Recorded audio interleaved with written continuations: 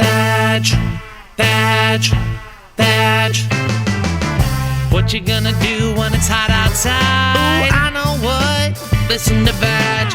What you gonna do when the trains are down? Ooh, I know what. Listen to Vag. Are you upstairs or downstairs? I'm downstairs. Oh, okay, because that couch looks like the one you had upstairs.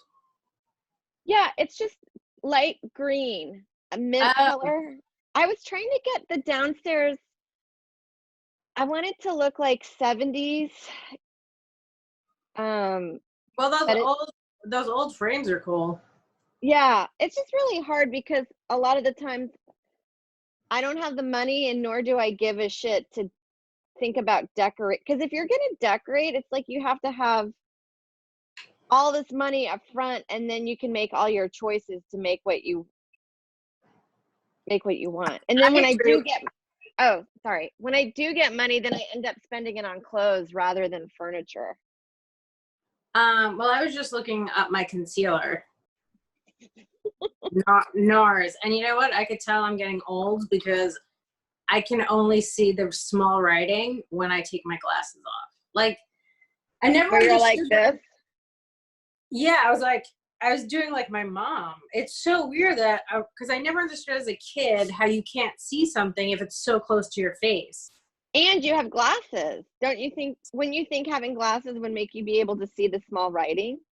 Yes, but for some reason, I really can't see it unless it's like this. If it's close to my face like this with glasses, I can't see anything. Does it make you nauseous? Yes. Yeah.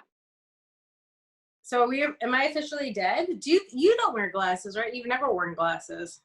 No, I've been quite fortunate, and I feel like I had to do, when you renew your driver's license, they make you go take an eye test somewhere, wherever they are certified to do it. And not to brag, but the guy was like, "Oh, you did really well," especially for my age group.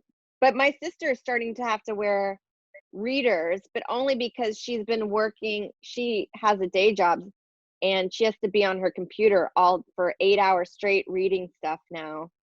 That I feel like she said that blue light off the screen isn't good for your eyes, so she has to put on readers. I feel like most of the things that you do in an office are not good for you. Like when I was younger, I worked in that office that was like an OBGYN that also did abortions. And there was this woman there who had like carpal tunnel just from being on the computer all the time. Yeah. My mom said now that she's been working from home, she's lost 12 pounds. Yeah, because all those places have so much crap food in them. You're sitting at a desk all day. You're not really walking. It's so weird because your mom might be the only person who's losing weight during quarantine. Well, I don't know I guess because now she has more time to go for a walk, because beforehand she would have to do, maybe it would be 2 hours commute. So 1 hour there and then 1 hour back. Yeah, so that's already on top of an 8-hour day is 10 hours. Yeah, that's a huge chunk of time where you could fit in a workout and a nap in the 2 hours of commuting. You could fit in 2 naps in a workout. Yeah. You could nap for about an hour and 45 minutes and then work out for 15.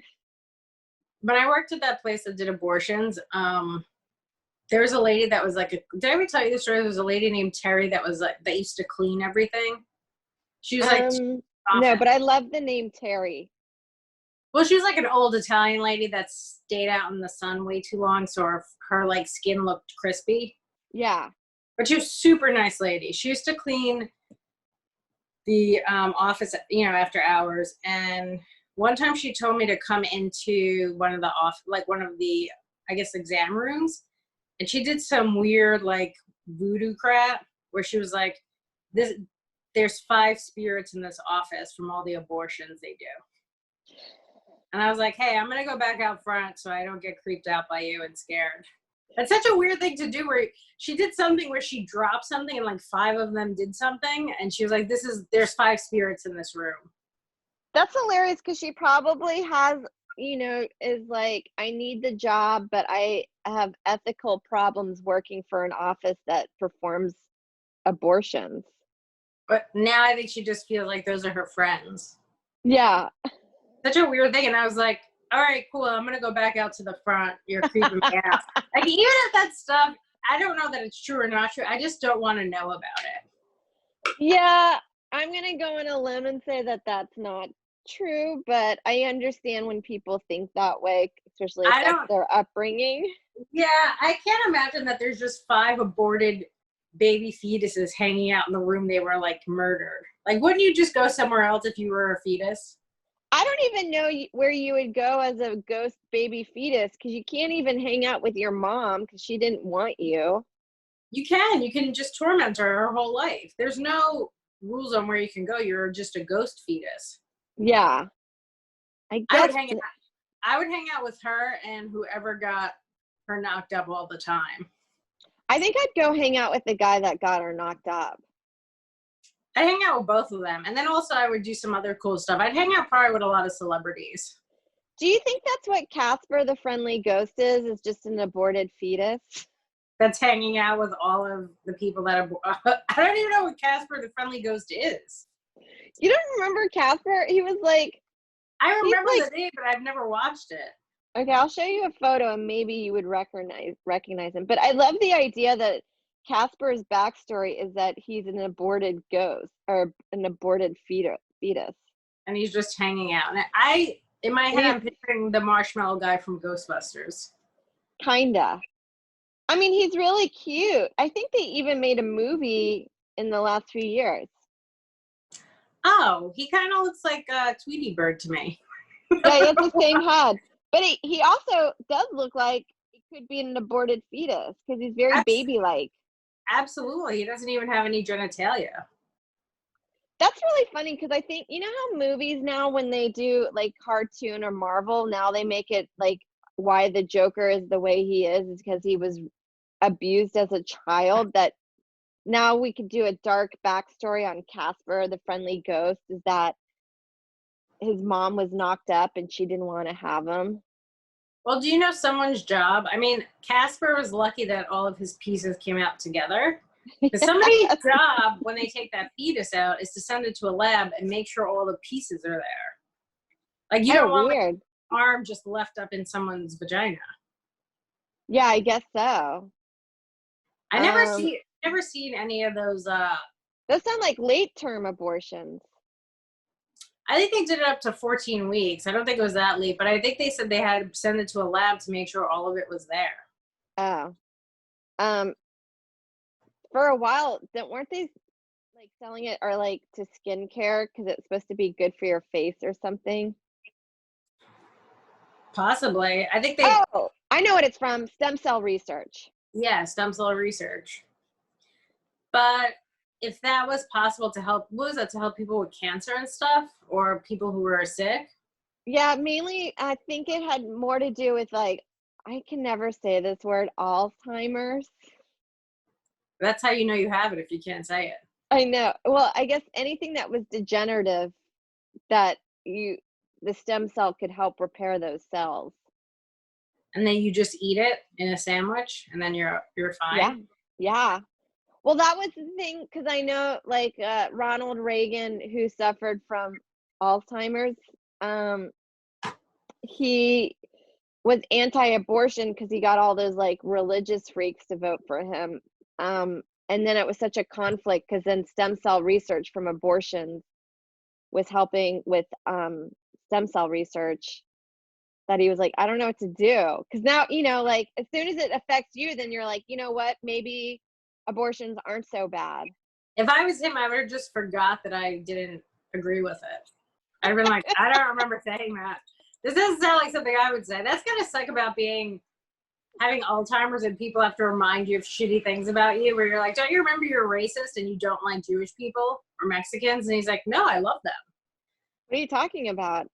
And they're like, don't you remember all the awful things you said about them? And they're like, no, I actually like everyone. I wonder if what happens when someone has Alzheimer's, if they forget all of their awful stuff. I don't know, but it feels like when they do get it, it's like they get extra racist. You think they get extra racist? Oh, I was thinking maybe they forgot about being racist. Then it might be worth like them not knowing your name if they're not racist anymore. But being extra racist might also be extra fun to be around. Yeah, because you never know what's gonna fly out of their mouth. I like when people confuse racisms, like say one thing about a group that's not even part of their group. Yeah. Well, ended up being like you hear that in comedy of like white people do this and black people do this, and then sometimes you're just like, I think you just saw one person do that and then attribute it to the whole culture. Yeah, I also always thought when black people make fun of white people that they should update the voice. Like it's so dorky where I'm like, that's like a 60s or 70s person. I Yeah, think our make it, voices changed. did you see that story about that white woman that was in a restaurant? I guess they told her she couldn't sit somewhere because she had to be 6 feet by social distancing. And she went nuts and got in the guy's face and was like, ah! I'm like, that is someone we don't need. That person is not caring about being a stereotypical white woman that everyone hates. Yeah, yeah. I did not see that woman. I did see one white lady come into a 7-Eleven and cut her a slit in her mask so she could talk and breathe better. I mean, I'm going to say that I don't necessarily disagree with that. I can never breathe with a mask on, especially like my sinuses are so bad. I really can't breathe. Well, I got my sister, I forgot mine, and she's like had an extra one for me that she bought on Etsy or eBay or something like that.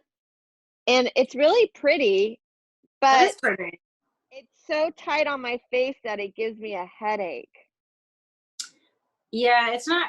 Can you maybe make those the ties a little bit longer if you open them up and add something to them? I don't I know. don't At know. first I thought it was supposed to help. I It think hurt I so think bad. did you break it? Oh no. It just kind of like completely swiped my eye. Oh my god, you Oh, look so that's what you have to do if you go into audition for a sad role. You're crying right now. You have to go in like- I thought it was supposed to fit like this, but it's Why like would wearing. it go like that? It looks like panties. It does look like panties. It looks like those underwear women used to wear for when they're Oh yeah. I don't know how to put it on. Now it's a wear sleep it mask. like that. It's a good mask. It's a good mask to sleep in. It is good. Yeah, it just gave me Sarah, are you okay? You look yeah. like you're very emotional. Are you thinking about something sad right now? Yeah.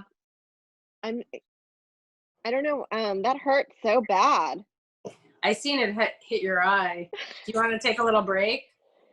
No, you know what? Maybe I'll just take this and do it in slow motion for a promotion this year or this week. Ooh, that's a good idea. I feel so bad that you're having a rough time today.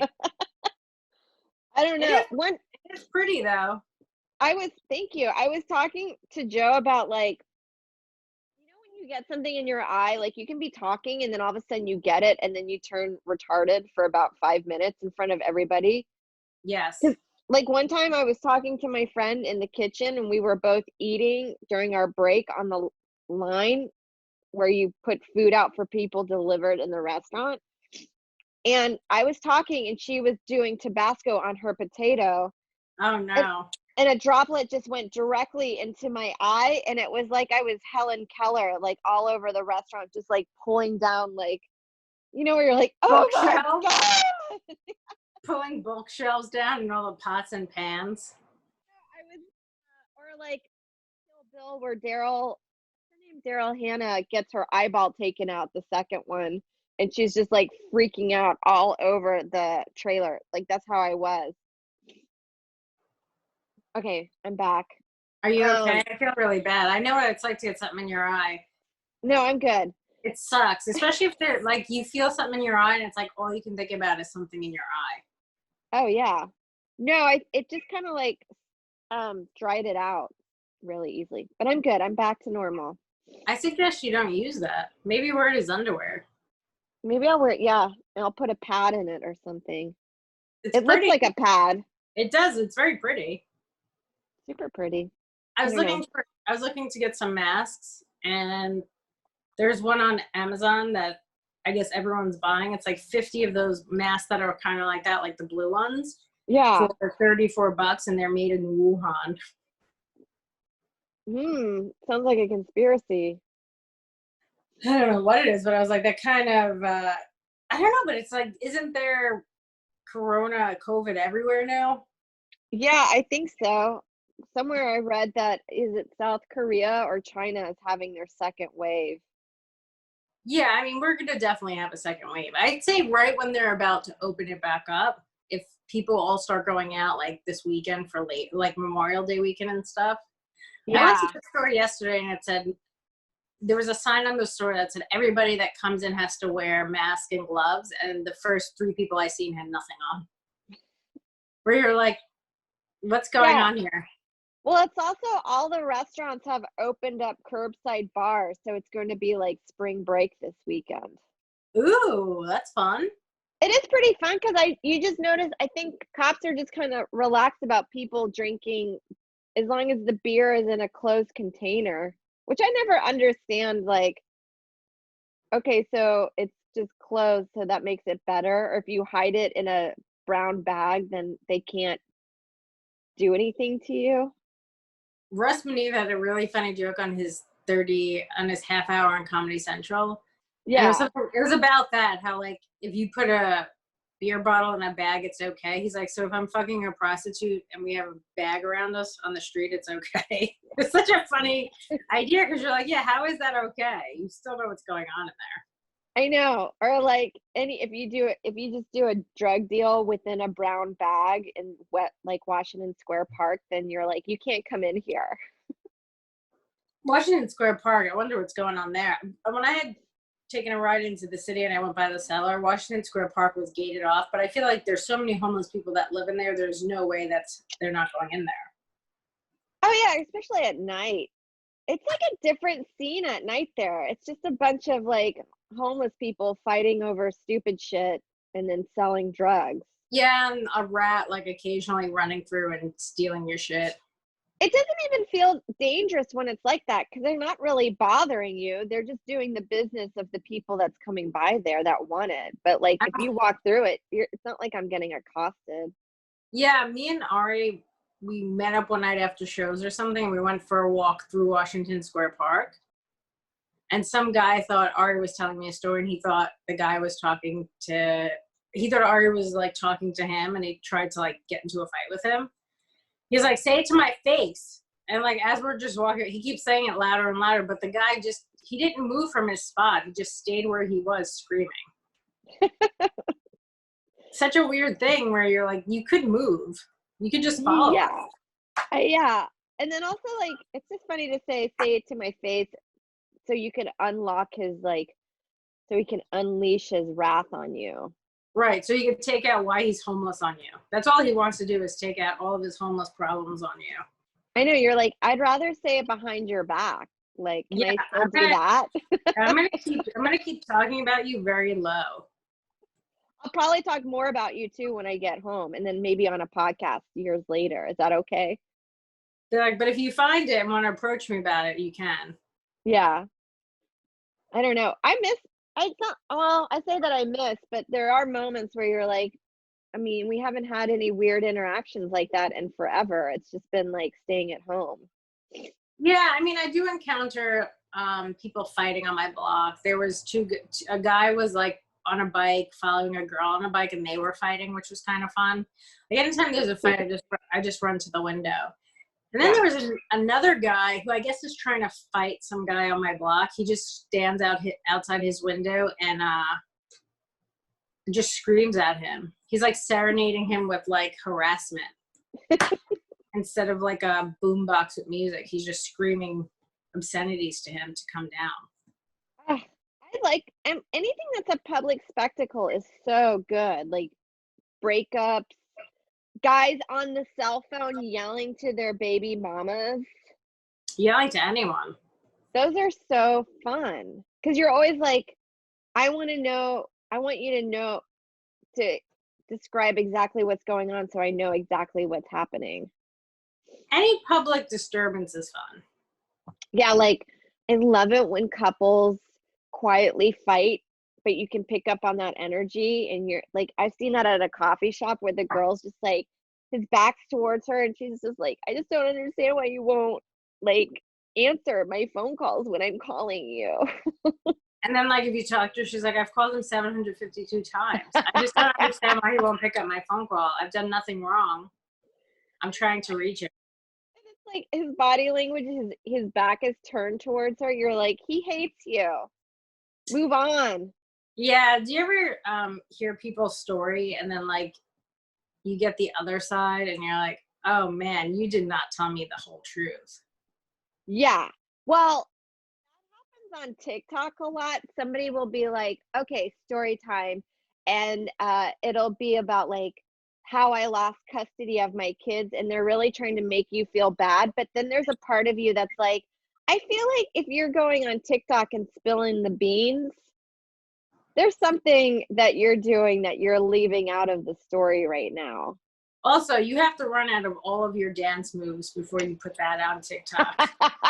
Whereas, like, you now go to your custody battle where you've run out of doing all your dumb dances. She's like, I burned my bridges on Facebook. I burned my bridges on Instagram. I'm now resorting for public sympathy on TikTok because nobody's picked up on my patterns yet. Do you think people are really on dating sites and hooking up? Sorry, I get really retarded when I yawn. No, I was having the same thing in the meeting. Anytime I'm in those 12-step programs and people are talking, it's not because I'm bored. It's so relaxing. It's kind of like when we performed at the Fat Black and they have like those velvet couches and people are slowly just falling asleep. It's because it's too comfortable. Yeah, in that we're just, it's like listening to a sports announcer at a golf game where you're like, it's just light clapping and then some bird noises and then like some light talking that you're like, this is really relaxing.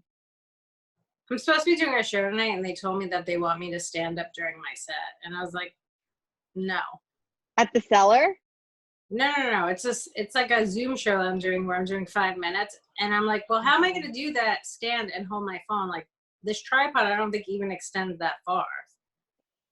I know. There's something, I kind of understand why, because like, I don't know, every now and then I'll like, if I'm podcasting and I feel like I'm just doing this, like I do start talking. I'm not being like fully alert, but yeah, I get that. I don't have a computer table that goes to the length for me to stand up. So it's kind of like, I'm going to have to be like standing up and then also holding your stuff. Yeah. And then that's what I would have to do also. I'd have to hold this tripod like this. Yeah. And then it's going to go like that. And then, yeah, you're going to make everyone vomit. I'm like, I don't know.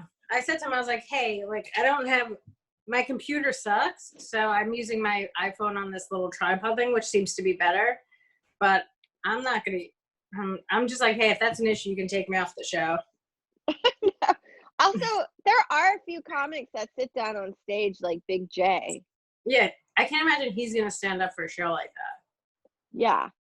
I got to see Judah Friedlander do a set in a Zoom. And so I'd like to see how a lot more other comics are adapting to Zoom shows. Yeah, but it was on brand. Yeah, Big J does a lot of crowd work though, so that's gonna be kind of awkward unless he's doing just he weaves like his jokes in it. So maybe he's just doing straight jokes. Well, I know Judah was calling everybody out by their names on there because you can see it when you scroll your mouse over it. So, and he was commenting about their couches and all that stuff. And it was pretty fun that you can, if you just tell people it's okay to unmute their mics, you can do. I actually feel like crowd work probably does really well in Zoom shows than doing regular stand-up. I can't even imagine what I'm going to talk about that's relatable. Like Liz yesterday, I have 2 bits and I don't even know if they actually work or if they just work because we're being nice to each other in Zoom shows right now. I mean, I have a couple of jokes I put on Twitter, but other than that, it's just that. Yeah. And like some jokes that I had before. I'm not writing a ton of stuff now. No, or also my stuff is very like it's just Astoria maybe. I don't know. Maybe this is our way to get out of stand up. Like we both said, we don't miss all of the competition and everyone's seeing what everyone's doing, what TV shows they're on, and what late night sets are doing. Yeah, and I don't know. I just released an album that I was like, was that my swan song? Was that your what? My swan song, like my final like dive, and then pandemic happens, and then I could just ghost. I could just leave. I think it'd be harder for you to quit stand up because of Joe. But for me, I could kind of just bounce. Like I really have no ties. I guess the podcast, but other than that, the quarantine's a great way to just kind of fade out. Like if you were thinking about quitting, you can kind of just quit right now. Yeah, there's a lot of people that we're not going to even know are gone until like a year later after we start up again, and then we'll just be like, "Hey, what happened to that guy? He was good." And they'll then be you're like, just oh, like, he left during quarantine to go live with his family. "Yeah, that sounds great." I saw your sister's post and it made me feel so bad for her that she's stuck in her apartment and they're doing demolition on the apartment that's upstairs. Yeah. Well, she also said that there's also domestic disputes also nearby. I think upstairs or next door. And she lives in one of those big apartment complexes where there's not one landlord, it's just like property management and you'll never see them. Yeah, I don't think people realized how annoying their neighbors were until this happened because now you're with them constantly. Like before, you're kind of crossing in and out, but if you're living in New York City in a big building, you don't realize how much your neighbors suck for the most part. Yeah, I generally have no problem with any of our neighbors, but like it's just it makes me laugh, but there is something where you're like, come on. We have a little backyard area, but it's not a yard, it's just concrete with like potted plants. So my neighbors have a kid and they take him out there several times a day, but since he's a kid, he wakes up really early. So every now and then on 8:30, like at 8:30 in the morning, which I tend that's early. Yeah, and it's right outside our bedroom, and he has like a plastic cart that he scoots, so it's just like plastic on concrete that is just being like scratched very slowly for like 30 minutes. And you're just like, come on. Have either of you put your head out the window and be like, shut the fuck up? No, we just generally just like we close because we have the windows open to get a cross breeze since it's not hot enough to put a window unit in, and I try to put those in at the last possible minute. So we create a cross breeze, but it'll just be like this like for 30 minutes like right by your ear. You're like, "Oh, come on. Can we do this at 10 instead of 8:30?" Yeah, I mean, if I were you, I would speak to them and be like, hey, man, it's really early. I know your kid's annoying and you didn't think you'd have to watch them this much, but like, can you just give them something to do for an hour and a half? What's funny is Mike Fenoya, who's a comic, I don't know if people listening know that, but he had a similar situation where he said he was sharing like a wall with this other family. And early in the morning, these kids would take race cars and race them on the wall. Yeah. So and he's like, yeah, just like racing up and down where he had to talk to them. And he said they also only spoke Spanish. So it was hard to get, like, he couldn't really talk to them. But he's like, it's so frustrating. You get home late from doing stand-up and 7, 8 o'clock in the morning, the kid's doing this thing with like fucking cars against the wall. Yeah.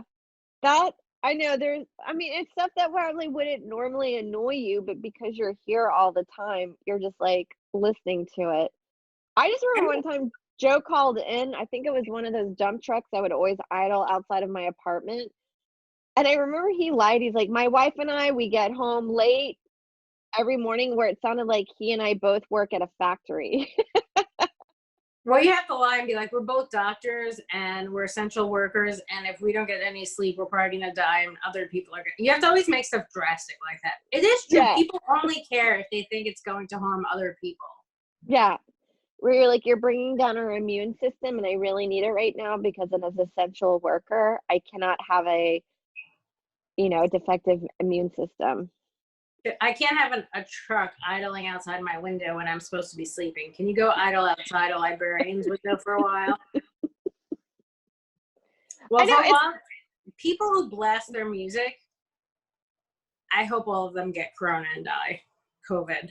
It's just like, Yeah. if you blast it and you live in an apartment where you're kind of infringing on other people's space, it's just so disrespectful. Like, sure, we all want to do things we want to do, but that's why we're poor and live in this apartment building. Like, you can't do that. We all want to be able to do whatever we want, but you can't. That's the rules. You're bound by how much money you have. If you want to do shit like that, you have to be rich and buy a house. Yeah, you can't. You have to live on property where you can do whatever the fuck you want. Right. But like in New York, you have to coexist, so you have to chill out. That's like, there's plenty of times. This happened recently in a story of we're just going zigzagging between streets just to like see stuff and get out of the apartment. And then there's just a guy that has like a speaker that's like a purse, so it just dangles by his side, and he's just blasting music. And it's not where you're like, why would you think, even if it's music that we all like, it's really hard to get something that we all like that it's never music that everyone would like. Yeah. Well, it's the most obnoxious music. It's either like it's always the most obnoxious music. Even if it's rap, it's like awful rap. Or if it's Spanish music, it's like awful Spanish music. Or if it's like rock and roll, it's like the most annoying songs. It's just never good songs that you like. Yeah, it's so weird that you're like, how everybody's going to really enjoy this. Wake Me Up Before You Go Go. No one wants to hear that song loud. It's such an annoying song. I forgot the name of that park, but it's up along the Hudson River. I forgot. It's got all these art installations, and it's really pretty. It's huge acres of land, and it's open to the public, and it's just really cool. But you go out there and you set up a picnic and you enjoy the scenery. And I was doing that with my brother and my sister. And then there's this Hispanic family that came playing so loud, just walking up the hill, Gloria Estefan and the Miami Sound Machine. Miami Sound Machine is great. You're like, we're in the middle of an Ansel Adams photo, and then there's like Gloria Estefan trying to catch the rhythm of the night or whatever. This is you're the like, rhythm of the night. Turn the beat around. You know what? I actually think that's the song my neighbor plays. This is the rhythm of the night. Song, is that is that a Hispanic anthem? No, I think I was trying to think of the rhythm of the night. Maybe that's DeBarge. I'm thinking of DeBarge. Turn the beat around. I'm trying to think of what other Miami Sound Machine. Whatever. It was a Hispanic, and I'm pretty sure it was Gloria Estefan. And then you're just like, this isn't the moment for maybe some light jazz. My mom used to always say this, that she was amazed how Hispanic people can turn anything into a party. Like, it's a good trait. I agree. Definitely a good trait, but like we've seen like on the Cross Bronx when we used to go on vacation, like vans would like break down. It's just like Hispanic people having a picnic on the side of the road. Yeah, just blasting their radio, and they're happy. They're having a good time wherever they are, and that's not the case for most people. No, that's not in white culture at all. No. Or even if I go visit my dad at the cemetery, he's surrounded by a lot of Hispanic families, and they're just having picnics. It's such a weird thing to have a picnic at a cemetery. Well, I remember a while back, I had to go to 2 funerals in 1 week, and one was a Black Southern Baptist funeral. Which is probably fun. So fun and funny. it was comedically hilarious. It was a comic who died, and then I went to a white Catholic funeral. Saddest So, thing ever, and I have to say I enjoyed the Black Southern Baptists. They came in wearing T-shirts. They all made T-shirts, bright colors, and then everybody lined up who wanted to speak, did a thing. And since he was a comic, he had a lot of comic friends, and one guy promoted his show at the Improv that week, and that was hilarious. that is hilarious. Where you're like, hey guys, I know it'll brighten all you up. Come to my show at the Improv this weekend. That's hilarious. That's somebody that's taking an opportunity to make it work for them. I know, and the family that was mourning lost their shit, and like, meaning lost their shit in a good way, like Of left course. their seats to go laugh in another area of the room, and you're like, it was just such a nice icebreaker, and it was an hour long, or maybe even shorter, where like the Irish Catholic or the white Catholic one, you're just like, it was just so sad, which is nice too, but like, it's better I feel like it was more fun to celebrate the life than mourn the death. I remember a couple of years ago, a guy that I went to grade school with killed himself. And after, like, it was very upsetting. And then after all of us that went to kind of grammar school together, we all went out to eat, and we all just had the best time laughing. Like, you do really need to laugh when things are awful. We just like reminisced about like grammar school and, you know, all the stuff we did. And that's where I really found out, like, I figured it out, like, where this dark sense of humor comes from. Everyone I went to grammar school with has the same dark sense of humor. Yeah, well, I always think dark sense of humor just comes from people that actually have dealt with shit. Yeah, and also I think it comes from just the way you grow up too. Like, all these people that I grew up with, we all had the same kind of sadistic, dark sense of humor. I mean, how could you not? This guy blew his brains out at a shooting range, which is kind of hilarious. I mean, it's darkly hilarious and awful, but like, yeah, what he a way to nailed. go out. What a target practice. Yeah, I mean, so he figured out that if you were in the military and went to a shooting range, you didn't have to wait for clearance. And somebody like the week before did it, so he did the same thing. I guess they're probably like, we should probably change our rules, because we can't have two suicides like this at a shooting range. Obviously, if he was in the military, they do have a high suicide rate. So obviously that is something dealt with. Yeah, it's weird. I guess they don't give them clearance because they're like, oh, they could be trusted. They've been in the military. Yeah, just send them to a gun range and give them special privileges. How is, like, nobody gone to a gun range with like their significant other and shot them? That has to be a story. Yeah, where you're like, hey, can you go out there? Like, hey, can you bend down, your shoelaces untied, and then you just shoot him right in the back? Yeah, I remember reading this one story. I thought it was funny. So this guy shot his wife in the face, and he said that they had a pact that if she was terminally ill, that she could have him end her life early. But I feel like she didn't agree with being shot in the face. Also, was she terminally ill? I don't think so, but it's just like he's like, I'm just practicing in case you become terminally ill. I just feel like if you do make a pact with your husband, like, if I'm terminally ill, will you please kill me early? But you should probably be specific on the way that you should be killed, rather than like shot in the face. Yeah, I would think that. I wonder what happens to that couple. I would think you can't just shoot somebody to practice. That was probably his defense attorney's idea of like getting him out of his murder.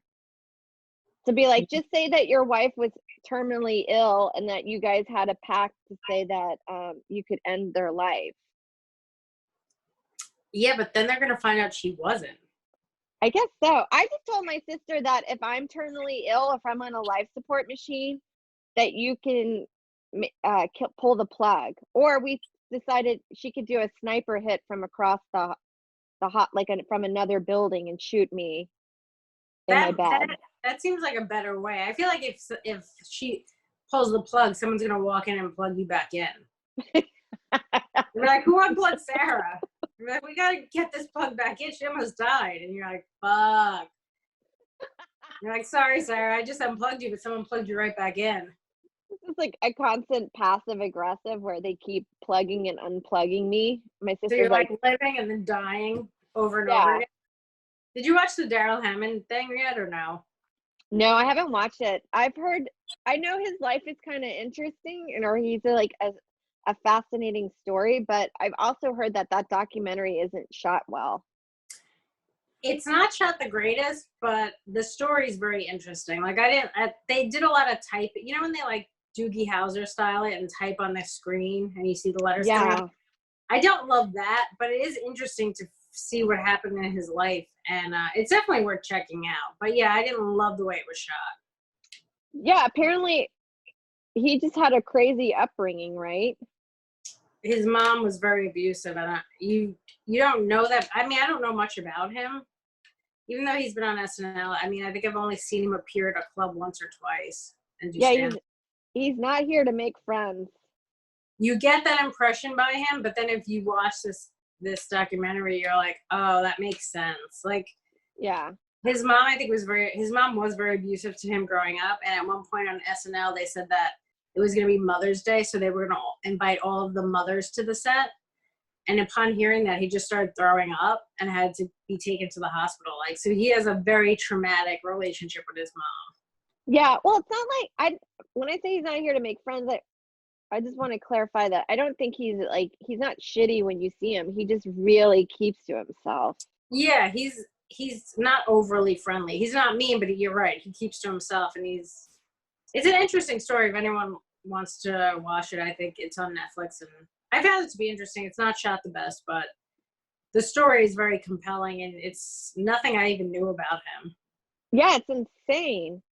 And he's so talented.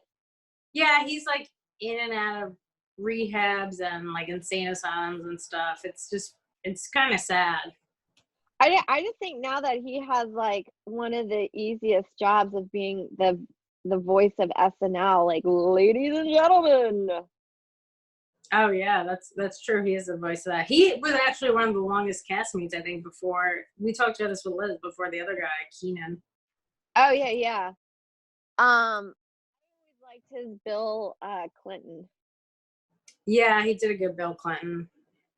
He probably, I mean, any of those white guys, he could really do well. What would you do if you were on SNL? If you were going to audition for SNL, what would your characters be? Well, I I feel like I can do characters that nobody would really be like, who even cares about this person? Like Dolly Parton? No, I like Christine McVie from Fleetwood Mac, the one that's not Stevie Nicks. Oh yeah, nobody cares about her. Let me see you do that impression. I always think she has like quite a ladylike voice. It's very buttery and it's like, oh daddy. So I would do a talk show with her. I would be the Christine McVie talk show, and people would be like, everyone would be like, who is this person? Like, She always why she wears a pantsuit and she just has a very ladylike voice. Okay. And that's probably it. You'd only be able to do that one character? I don't have a range. Neither do I. I don't have any characters. I could do an old lady. That's about it. Oh, I do this one character. It's this mom when you're in a sleepover and you're the kids and I come out holding my just tired and I just whisper and I tell you. And you clench your shirt?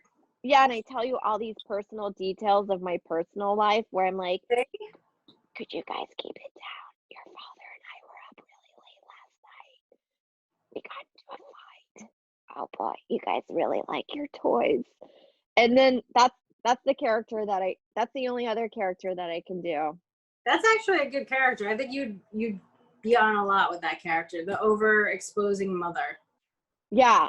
And then maybe a Boston one, but I can't do a Boston accent, but I can do the the mannerisms of what Boston people do where they tell you stories with people in it and use their full names and you're like, I don't even know these people and I think it's hilarious that you use their full name. And then they just talk in run-on sentences. So you can't ever fit in a word edgewise. And then they say stuff like, at the end of the day, Just saying. Read the I room. I love a good Boston accent. Joe doesn't really have a Boston accent. There a little bit. I think it probably comes out more when he's hanging out with everybody. I mean, it's so hard when you're hanging out with his family not to start talking that way. I kind of want to see, like, meet his family. I love that accent. I love that accent, but like, I wouldn't want to have it myself.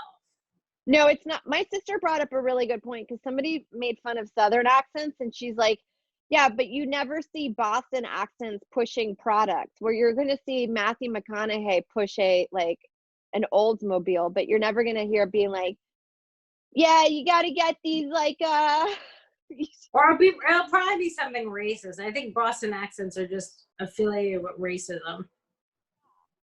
or just being toxic people. I feel like I could probably do characters that the PC culture wouldn't appreciate. Yeah, like just racist. No, like, I could probably do a pretty good retard, but I don't think that I feel like that character would get pulled pretty quickly. I know, isn't that funny when you watch like In Living Color, where all it was is just like men on film, which are just making fun of gay men, and Yes. you can't do that now. And then like Fire Marshal some of Bill those, was a straight retard. and I so could was do a good Fire Marshal Bill. Yeah, you can't do that. That's borderline Riri. or the one where Jim Carrey was the workout girl that was like, okay, this with the pigtails and then the string bikini. Yeah, so that was like a transgender girl. Retard. Yeah, you can't do any of this stuff. I thought this would be a fun idea for a TV show. It's about all these transgender kids who keep switching genders, and then they run away and nobody can find them because they don't know what they last were. So you can't put any signs up looking for them. I mean, I think it's a pretty good idea for a TV show. I love it. My sister and I were talking about that with like TV shows back in the 80s and 90s always had one Down syndrome character in it. And we were like, yeah, it's like you never see a show where it's 8 Down syndrome. And we were like, that's probably a really hard show to direct. Like, I feel like you would never be able to tape anything. it would take hours to get everyone in the right place. Yeah, I mean, that guy Corky had a good run on, what was that show called? Life Goes On. Life Goes On, yeah. Although I bet you directing Down syndrome actors is probably a lot easier than directing a lot of like Bruce Willis's and those people that are known to be very difficult. I think if you had a lot of mentally challenged people on a set, though, eventually they would just start fucking each other. Like, I think that's what happens when a lot of them are together. I think that actually happens with actors, that now I believe that maybe all actors have Down syndrome. They might, because they always end up cheating and hooking up. Yeah. And they fall in love with their cast members. I wonder if there's just something, maybe that's what you have to do if you want to fall in love with a famous person. You have to get a director that's like family member. I mean, look, it's a lot of work. You have to get a family member that's like high up to cast you in a movie with like a famous person, and you have a role with them. And then if they don't fall in love with you, you get really upset. Yeah. Well, it just means that you're not really great because they haven't formed a bond with you. That's gotta be upsetting though, like if you're just really putting it on during the show just to try and get them to hook up with you, and then they don't. I know. And then they find out. And You're then like, you're like, you wrote this amazing script to hook up with me, and you're like, yeah. like, isn't that romantic? Like that's why Schindler's List was written. It wasn't really to portray the Holocaust. It was just so Liam Neeson could hook up with somebody. If you told me right now before you said Liam Neeson to guess one person in Schindler's List, I would have said, I have no idea. I would have said Abraham Lincoln. I remember watching Schindler's List for school and getting extra credit. Yeah, I think that I had no idea what was going on the whole show. long, and at that time when it came out, I think I was in either middle school or high school, and it was just not what I was into at that moment. Yeah, I think we were probably in 8th grade. I remember going to the movies, getting that little stub and just sitting there for hours so I get some extra credit. Yeah, that was a thing that teachers were really excited about. Because I remember, I think 3 years in a row, a class that I was in that was our field trip, was going to see Schindler's List. I don't know. We only did it 1 year, but I think we were probably in grammar school, maybe 8th grade or 9th grade. I think 8th grade. We were pretty Yeah. young. Yeah, I was Also, gonna say it couldn't have been in high school. It must have been in middle school. yeah, we're pretty young. I remember watching that and not knowing anything that was going on. Yeah, it was. I think also because it was filmed in black and white. And then I don't know. I just remember in high school or middle school, my brain was not in the mindset of like, thinking about stuff like that. Like it was all about having crushes on boys. Yeah, I don't even think I could get through Schindler's List now. It's just long. Anything in I'm, black and white is really hard to watch. it's like reading a book. We've been watching a lot of foreign films, and Joe's like, "What do you want to watch?" And lately, I just want to watch fucking like Transformers or a Fast and Furious. Like, I want something mindless and dumb and fun, like, or a Mission Impossible. Like, I like watching foreign films, but also after a while, you're like, I just want something in the background while I look at my phone. I love shows like that. I signed up for a month free of Showtime and I started watching The Affair again, which is such a good show to watch. And like you can also be on your phone. But it's like people always think, I guess, that it's like a love story, and like that's the like storyline. There's other stuff going on in it. It's Yeah. really good. If you join Showtime for a month for free and just watch it.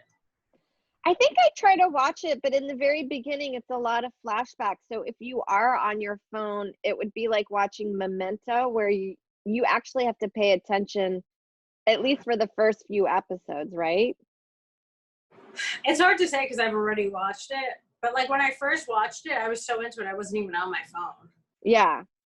I remember being like everybody was enjoying it. I don't know why. I don't think I have Showtime anymore, so that's why I'm not. No, you getting can to get watch you get it for a month for free.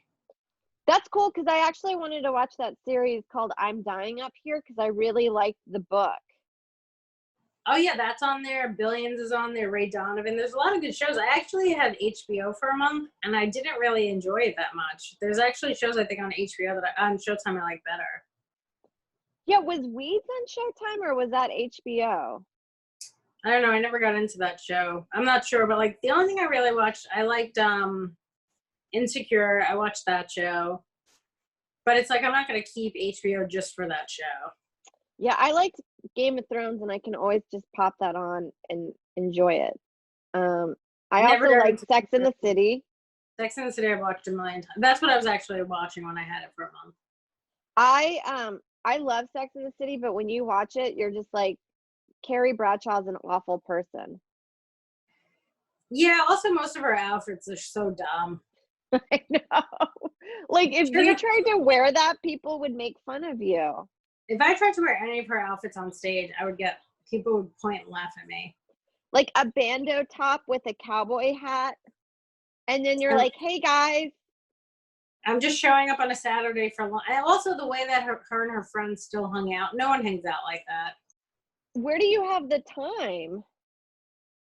I don't know. And Charlotte was such a prude, and Samantha. I like probably Samantha the best. Samantha was the best, and she was actually the better friend of all of them.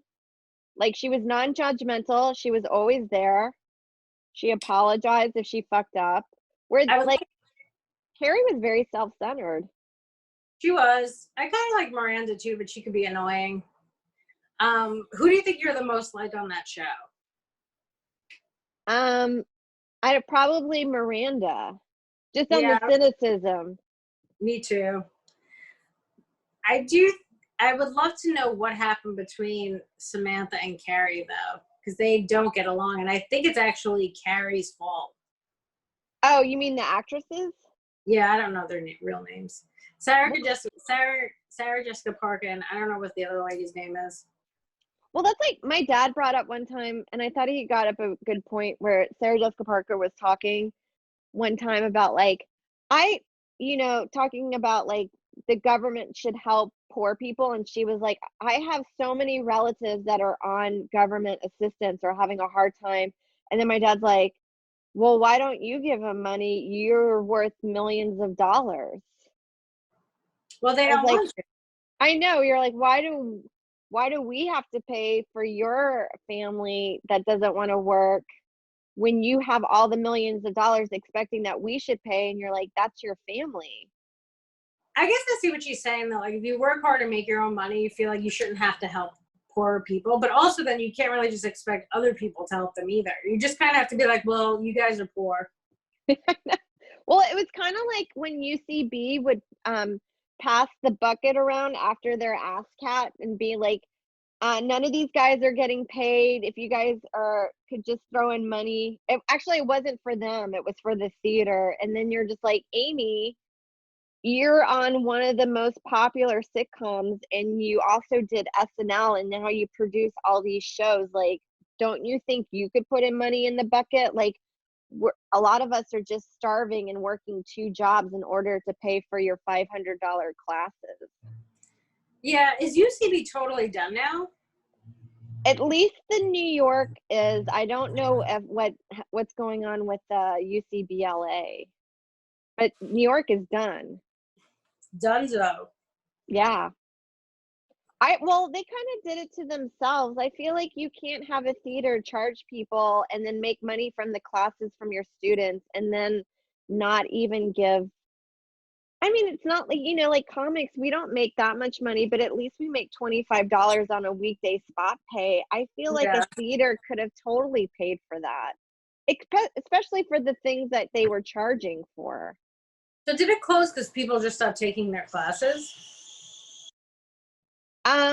No, I think they had high rent, and then the rent for their training space was a lot. And the I think also a lot of people started realizing that oh, and I think they invested money in like this digital marketing thing that didn't nothing happened. So it was a lot of like equipment and space that they had to pay for. And then I think it started dropping off the people that were going to classes because you start realizing that you don't really need them. And nobody like SNL's not really dipping from that place that if you could just make your own stuff without paying for all that and create your own thing. Yeah. Well, that's how I felt after a while, where you're just like, it's so crazy that I was paying like $100 a month to be on their sketch teams because I paid for rent to rehearsal space. I paid the director, and then I would have to pay for my own props and then printing costs. So that cost me about $100 every month just to be on their team.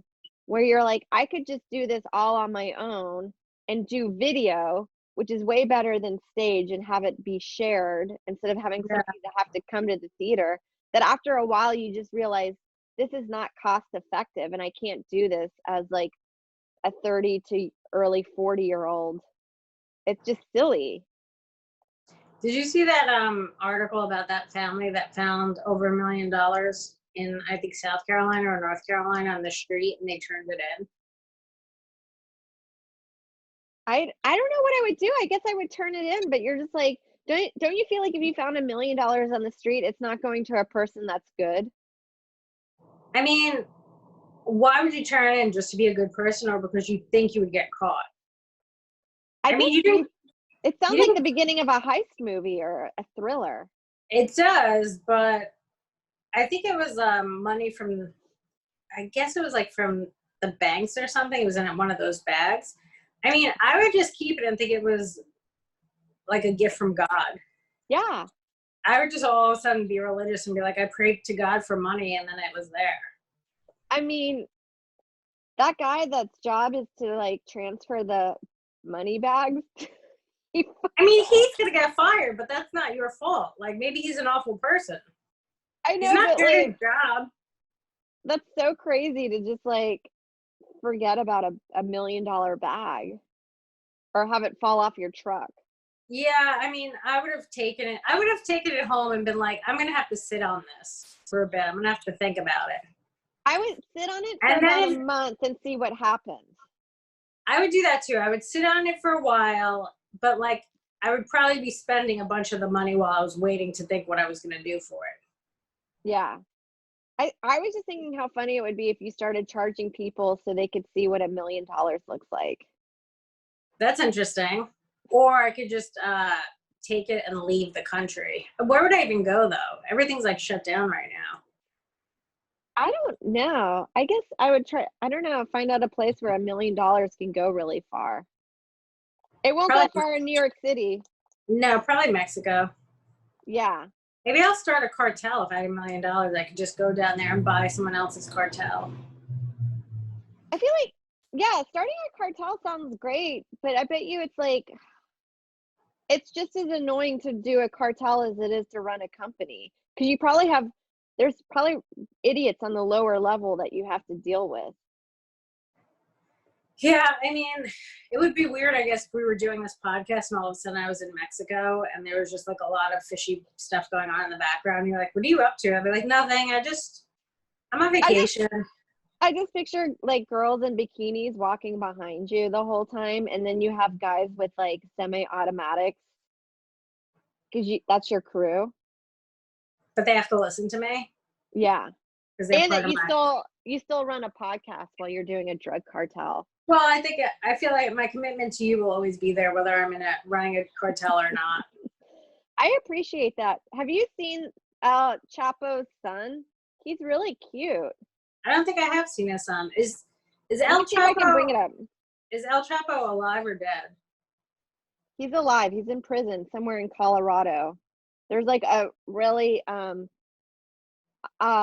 whatever, high security prison where like Ted Kaczynski's in there and then he's in there. You're like, it That's sounds like a actually fun show. Yeah, that's what I was gonna say. It sounds like a fun place to be where everyone else is like a really high up criminal. I think I found El Chapo. Let me see what his son looks like. Well, he looks good in this shot, but like this is an angle. So let He me kind show of you. You know who he looks like? He kind of looks like the Kardashians' brother, He does. Rob Kardashian? Rob Kardashian, a little bit. I guess here's one where he's mugshot and then where he's dressed up. I prefer him in his mugshot. I think on the right he looks a little bit better. Yeah. And then this would be your father-in-law. He does not look like a badass guy. First of all, why does he not have hair for men and get like the front of his? He should be having a little bit of roots in there. Don't you think it's hard to speak as a leader if you're balding? Yeah, I guess so. Oh, I like this. This is him with a cowboy hat on. I'm kind of into the Spanish cowboy. Are you sure he's not gay? I don't know. I thought he has a bunch of sons. Aren't some of them also dead? Yeah, you're probably right. Okay, I'm definitely going to try and get in touch with Tanya Harding for the show. I don't know the best way to do it, but I'm going to reach out to her on Instagram. Okay. On Twitter and be like, hey, we run a podcast. We're big fans. We love your work. We love your work, and we don't think you should have got. Did she get disqualified from the Olympics? No, right? She was in it. She just wasn't allowed to compete anymore. So maybe she did get disqualified, or she could never compete professionally again. Can she also not teach it? Something like that. So they just took away her one love where you're like, well, now she's really going to get into crime. Yeah, wasn't she into wrestling for a bit? I feel like she should have just gotten suspended for a year. Or however long Nancy Kerrigan was out, like then you are out for the same time as that your victim is out.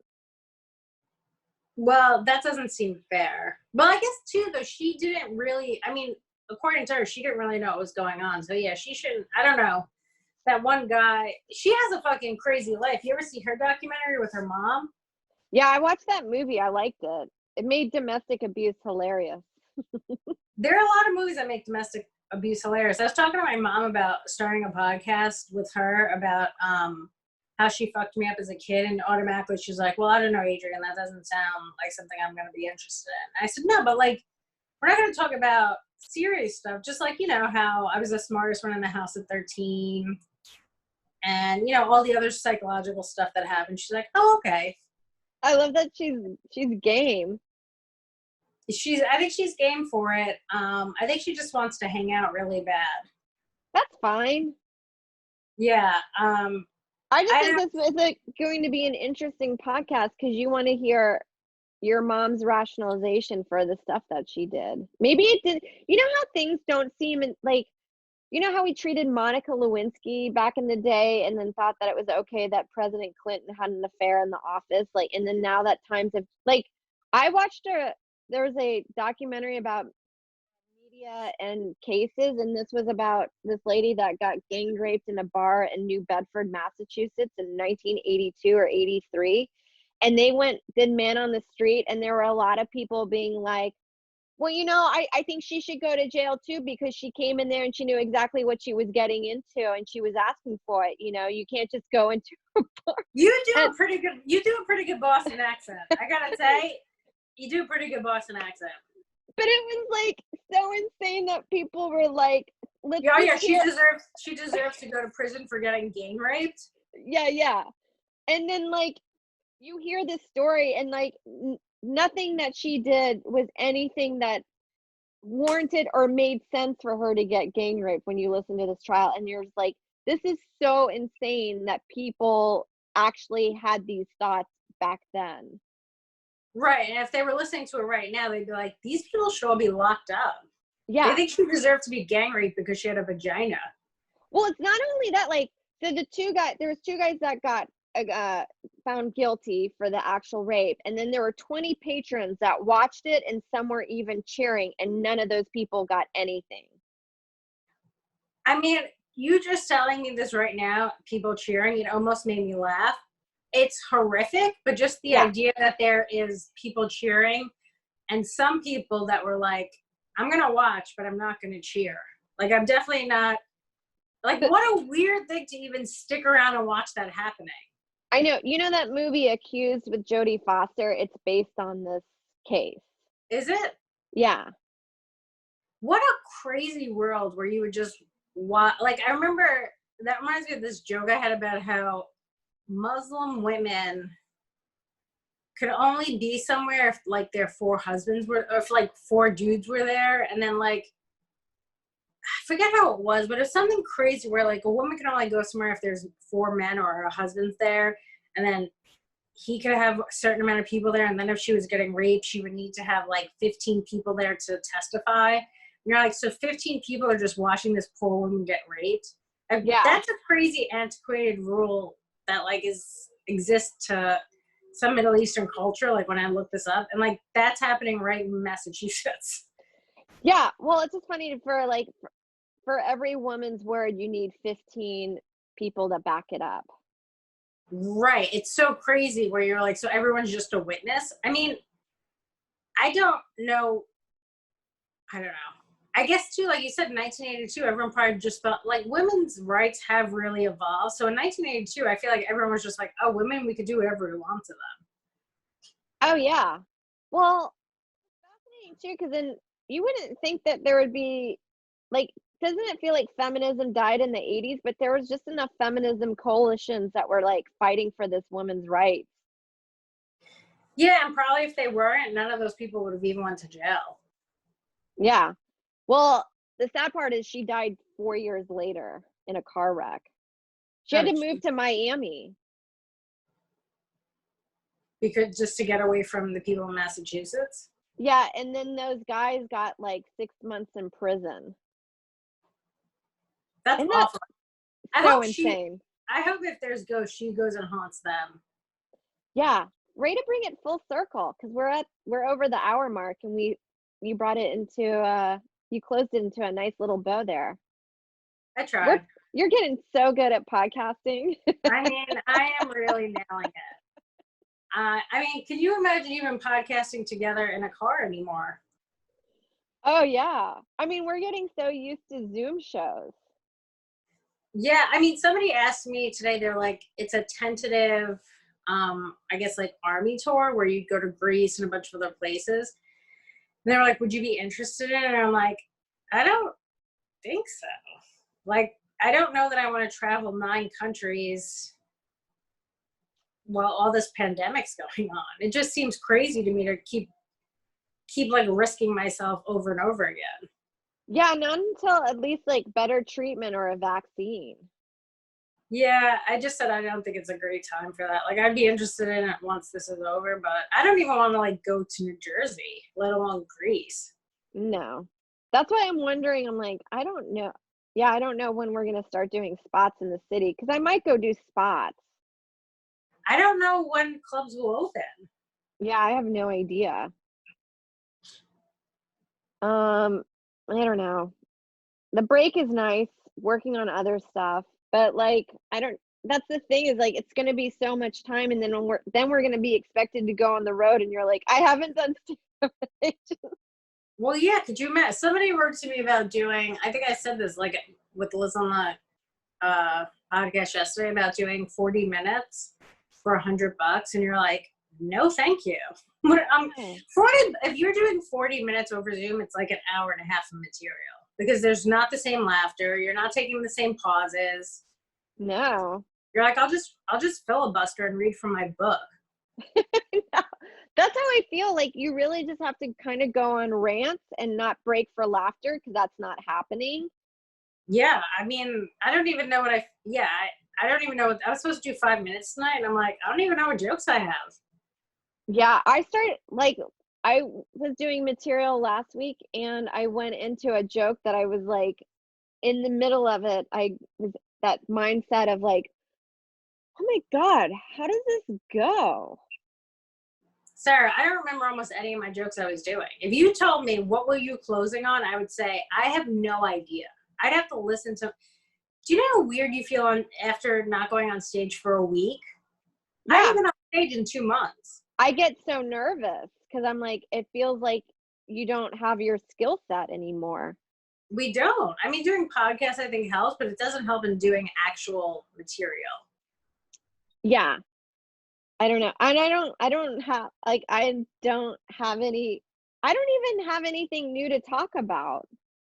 I I don't mean, want to talk about COVID. That's the thing. It's just like yeah. everyone's going to have the same bit. So I don't want to even attempt unless I feel like it's something so hilarious and I haven't seen anybody do. But I feel like, I don't know, just going by Twitter, we've all had the same kind of thoughts with COVID.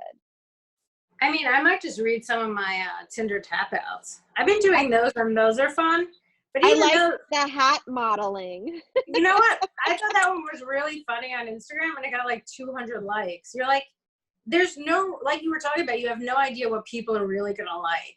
But like something like that No. takes a while to make, and it's so weird. It's also just like I'd rather do nothing. Yeah. I like Tinder tap outs. I like the modeling hat industry. I feel like you shed light on an industry that most people don't know about and how competitive it is and the It's head very, binding. it's very competitive. But also, like, how insane is that to someone be like, "Are you fucking with me?" And then you're like, "Oh, okay, I'll listen to more of this." Yeah, yeah. So It's crazy. crazy. It is really like you don't want to be stereotypical, but a lot of guys are dumb for sex. Yes. I'm Like gonna have they'll to take definitely go against their moral beliefs if they know that they're going to have sex. for sure. Like the guy that was willing to meet me, even though I said I worked for the KKK, and he was a black dude. Yeah. I think a lot of guys would put their life on the line if it meant they knew they were going to get laid behind it. Absolutely. I don't even think that's a question. Yeah. Because there's dudes that are willing to meet up on there now that don't even care about COVID. Yeah, if you were just like, I will suck your dick, but then you have to, I'm in a castle and there's like alligators in my moat and I have no They'd be like, bridge. they'd be like, I took up alligator fighting in high school. I'll They would totally be able to figure fight. a way. I'll be able to fight alligators for you.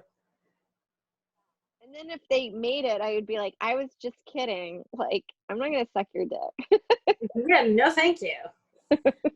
When does your album come out? So it comes out. I think it drops July 21st when you can actually buy it, and then like July 7th, it'll be available for like on Pre-sale? Pandora and Spotify and pre-sale. Ooh, exciting. And then, yeah, we'll see. It's getting released the same day as Greg Warren's, and they were like, "Do you have a problem with that?" And I was like, "No, I don't feel like he and I are gonna dip into each other's markets, and then we're kind of, I don't know, similar." Yeah, I don't think that's a big deal. Yeah, I might actually even help it if you guys cross promote. that's what I was thinking. I was like, if anything, it might help it, knowing that Yeah. there's 2 albums out right now. What did you name it? I just named it. I went with a joke within my set, and I just called it White Lady. As much as I want to be cool, I feel like all my problems are anything that I'm talking about just seems like a lot of white lady stuff. So I just called it White Lady. I think that's a great title for it. Somebody thought it would be funny to combine both of my jokes called White Lady Crying Outside, and I thought that was really funny. But then I was like, I felt like it was too long of a title, so I just kept it to White Lady. I think White Lady's good. Yeah, Especially everyone loves shitting on white ladies. they do. And I'm just like accepting it, and I own it that that's who I am. People keep calling me Karen on all of my posts, which I find a little annoying. Yeah, I'm you like, should be like, I'm also another stereotypical name, which is just Sarah. I know, and I want to be like, I think I'm more like a Becky rather than a Karen. That's what you should write back to people. Because I don't know, Karen just seems like somebody with one of those like harsh haircuts. And I never talk to the manager. In fact, if whatever you serve me and I don't like it, I will still eat it. So I'm going to talk to the manager. Yeah. Right away. Even if everything's okay, I want to talk to the manager and let him know I'm there. So, I'm going to be a problem. Yeah. Yeah. So are you comfortable with being called a Karen? Well, I should just write back to her and say I feel like I'm more of a Becky. I think that's a funny reply. Yeah. Well, Becky's are just younger Karens, I think. Karens, yeah. I'm just not ready to be called a Karen just yet. I think you're about 10 years away from Karen. You're still a Becky. You know what I think? I think Judy's are a lot worse than Karen's. Judy? Yeah. I haven't even heard that used as like an annoying white lady. I feel like Judy's are like Karen's moms. They created Karen's. Judith? Yeah. That makes sense. I just knew a lot of moms growing up were either named Judy or Linda. My mom has a pretty annoying name, Debbie. Debbie? That's a popular one. I think that one's regional. That's a pretty bad white lady name. That's the Lindas of the East Coast. Probably. My mom can also be annoying. My mom's a Katrina. Is that her real name? Yeah. I've never heard. I don't think I know one Katrina. I've met a few Katrinas. There's Katrina Weinberg, who was a comic. I don't know if she still does stand up. I don't know that. There's Katrina and the Sunshines or whatever that. I'm walking on sunshine. Oh, yeah. I know of Hurricane Katrina. Yeah, there's Hurricane Katrina. What did your dad call your mom? Because that's such a long name. Katie. Katie, yeah. Because I was going to say there has to be a nickname for Katrina. Yeah, or Trina. You'd call her Trina. That sounds like a real black lady's name, Trina. It's so funny. Like, my dad's name is Cedric, and then there's Trina. Your parents both have black people names, which is hilarious. I love that your dad's name was Cedric, which is like such a black dude's name. Cedric Reginald. And he had diabetes. Your dad is just Patrice. He's the blackest guy I know. He is. Your dad is so funny too. I think you probably I think you get a lot of your sense of humor from your dad. I mean, I don't know that much about your mom, but like just the stories you would tell us about your dad trolling people was so funny. Yeah, he definitely likes to poke. My mom's more of the wordsmith. Joe thinks my mom's funnier, but I think my dad made me laugh more than my mom. But my mom can make me laugh, but my dad was sillier. He had the silly side. I know we have to go, but one of my favorite stories is you sitting at the table with your parents for dinner talking about how, do you know what I'm going to say? The story about how somebody got raped by like their parents or something, and your dad turned serious. She was like, Sarah, I'll never rape you. Yes. What was that story from? It was a story. It was a news article that I read, and it was called based on in the Muslim community. It doesn't happen all the time, but it happens. It's prevalent in that culture with extremists. I don't want to say all Muslims, but it's called an honor crime, and the daughter was dating a guy, maybe a non-Muslim or something, and the guys in the family didn't like it. So to dishonor her or to make her not seem likable to this other guy, they raped her.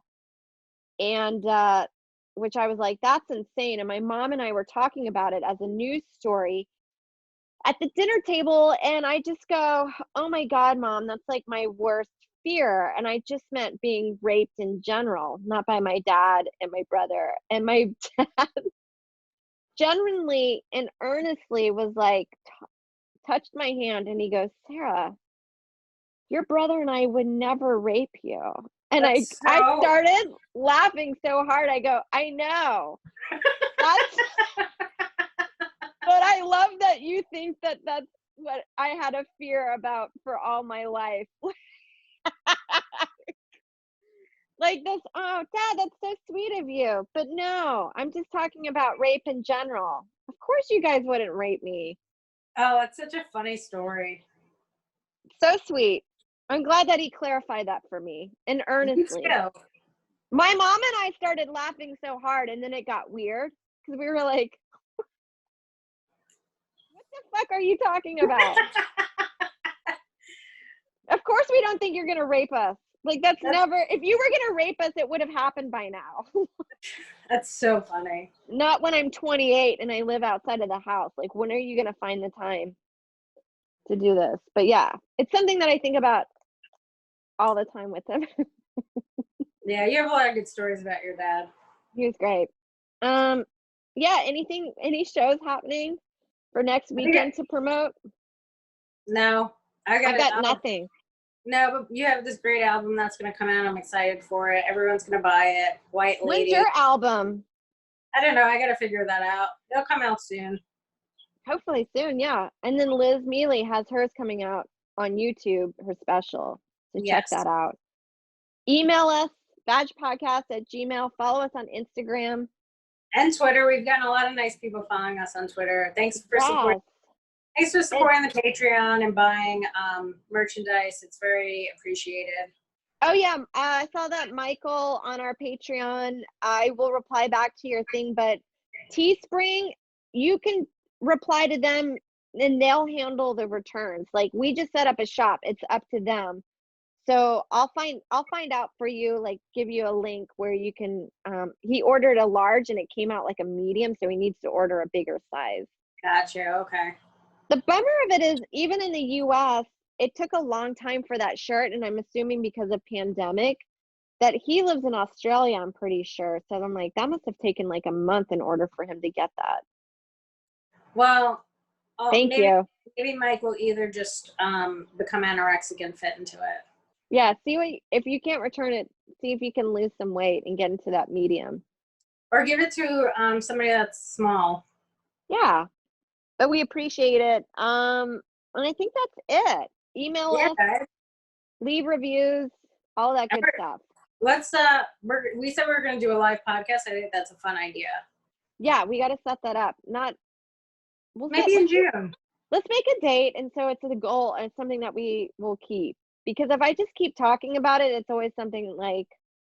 No, but I can reach out to Mike and ask him if he'll help us set it up. Yeah, we'll give him money. Yeah, we'll set it up for sometime in June. Because May's almost over, so about a month away. Yeah, and then we'll see where this is. All right, I'm going to stop recording. Bye, everybody.